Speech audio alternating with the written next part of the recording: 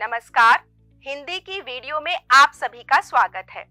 आज हम ल्हासा की ओर पाठ के लेखक राहुल सांकृत्यायन जी के जीवन परिचय के बारे में जानेंगे, समझेंगे, यानी कि उनके जीवन का परिचय प्राप्त करेंगे। तो चलिए चलते हैं पाठ की तरफ। आप सभी को सैर करना तो बहुत पसंद होगा। भला सैर करना यानी घूमना किसको पसंद नहीं होता।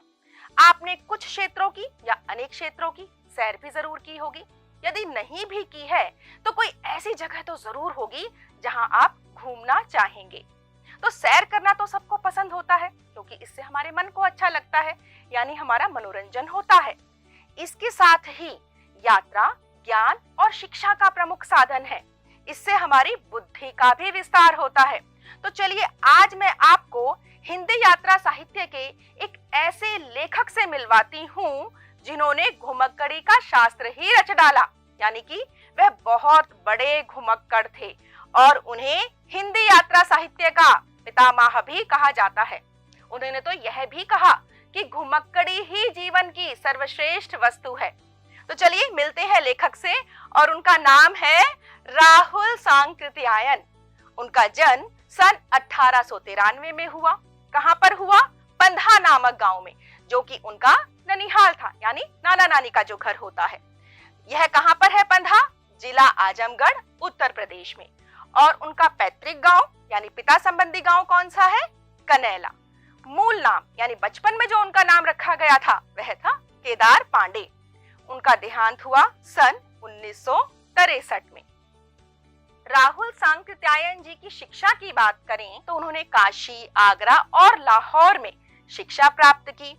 1930 में श्रीलंका जाकर बौद्ध धर्म उन्होंने ग्रहण कर लिया और जब उन्होंने बौद्ध धर्म ग्रहण किया तभी से उनका नाम हो गया राहुल सांकृत्यायन। पाली, प्राकृत, अपभ्रंश, तिब्बती, चीनी, जापानी, रूसी सहित अनेक भाषाओं के जानकार थे। उन्हें इसीलिए तो महापंडित कहा जाता था। अब इतनी सारी भाषाओं के जानकार को हम बहुभाषाविद भी कहते हैं। राहुल सांकृत्यायन ने उपन्यास, कहानी, आत्मकथा, यात्रावृत्त, जीवनी, आलोचना, शोध आदि अनेक विधाओं में साहित्य सृजन किया। यानी इतना सारा साहित्य उन्होंने इतनी सारी विधाओं में लिखा है। अनेक ग्रंथों का हिंदी में अनुवाद भी किया।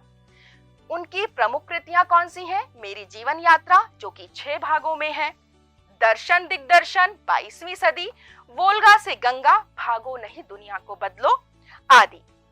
इसके साथ ही उन्होंने दर्शन, राजनीति, धर्म, इतिहास, विज्ञान अनेक विषयों पर लगभग 150 किताबें लिखी हैं। बहुत सी लुप्त प्राय सामग्री का उद्धार कर अत्यंत महत्वपूर्ण कार्य किया है। देखिए, ल्हासा की यात्रा का महत्व बताते हुए राहुल जी ने लिखा है कि उन्होंने जब यह यात्रा की तो उन्होंने लगभग 150 चित्रपटों का संग्रह किया। चित्रपट मतलब जो चित्र कपड़ों पर बनाए जाते हैं। इसके साथ ही तिब्बत, साइबेरिया, मंगोलिया तक में भी छपी और लिखी पुस्तकों का संग्रह किया। यानी कि वह पुस्तकें जो जर्जर होते होते लगभग समाप्ति के कगार पर थीं, उनका भी संग्रह किया है। तो यह है राहुल जी का महत्व। यात्रावृत्त लेखन में राहुल जी का स्थान अन्यतम है। राहुल जी ने जितनी साहित्य में यात्राएं की हैं, खासकर हिंदी साहित्य लेखकों में जितनी ज्यादा यात्राएं राहुल जी ने की हैं, उतनी यात्राएं किसी भी लेखक ने नहीं की हैं।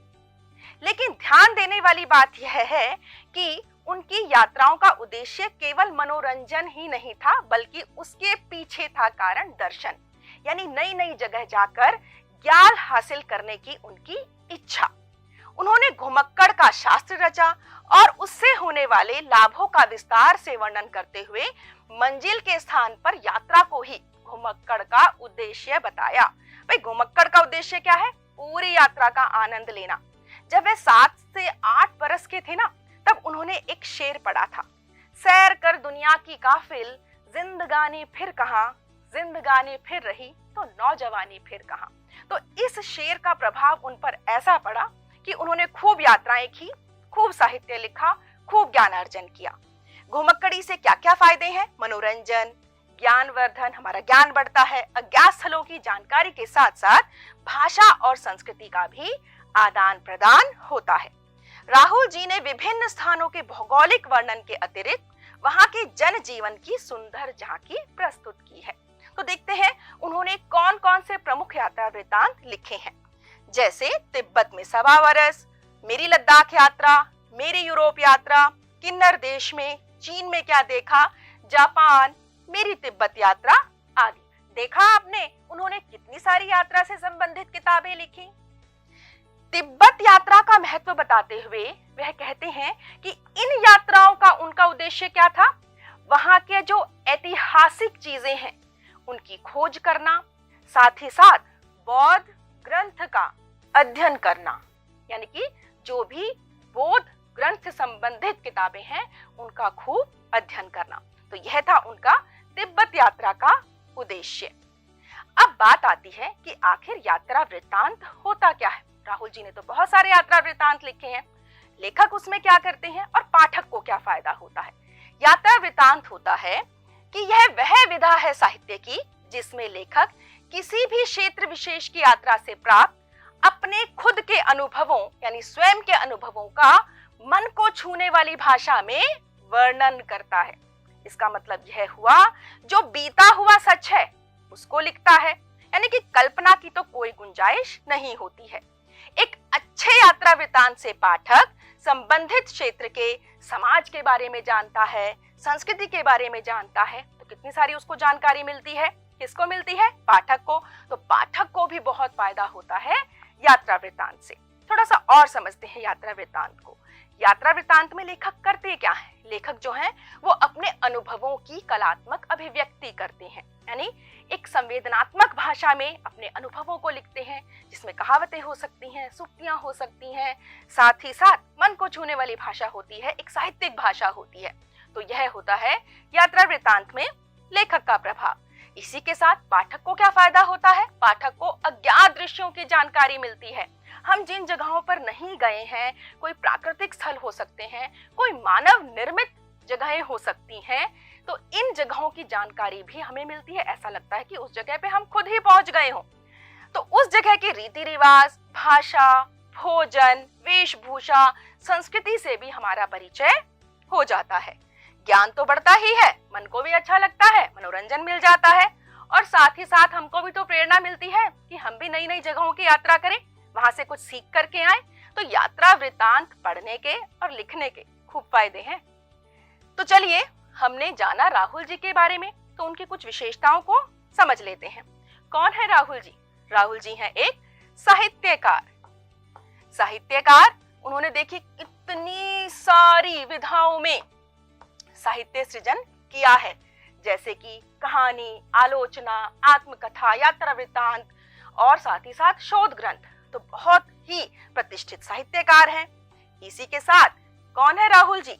वह है एक घुमक्कड़, सबसे बड़े घुमक्कड़ भी कह सकते हैं। उन्होंने तो घुमक्कड़ शास्त्र ही रच डाला। उन्होंने तो कहा घुमक्कड़ी ही दुनिया की सर्वश्रेष्ठ वस्तु है।